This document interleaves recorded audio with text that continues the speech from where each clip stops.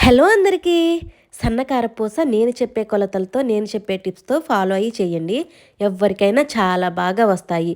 మనకు స్వీట్ షాపుల్లో దొరికే కారపూసలాగా చాలా మంచిగా వస్తాయి. ముందుగా 2 కప్పుల శనగపిండి, 4 టీ స్పూన్ల బియ్యపిండి, ఉప్పు, పసుపు, కారం, వెన్న వేసుకుని మొత్తం కలిసేలాగా కలుపుకోవాలి.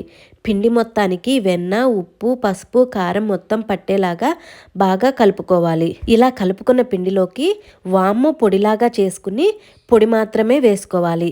ఈ విధంగా వేసుకుని మళ్ళీ ఒకసారి కలుపుకుని కొంచెం కొంచెం చల్లటి నీళ్లు పోసుకుంటూ ఈ విధంగా ముద్దలాగా కలిపి పక్కన పెట్టుకోండి.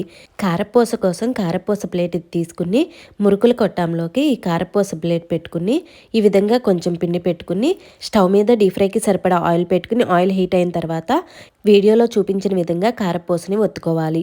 ఒకవైపు కాలిన తర్వాత రెండో వైపు తిప్పుకుంటూ వేయించుకోవాలి. అంతే, ఎంతో టేస్టీగా కారపూస రెడీ.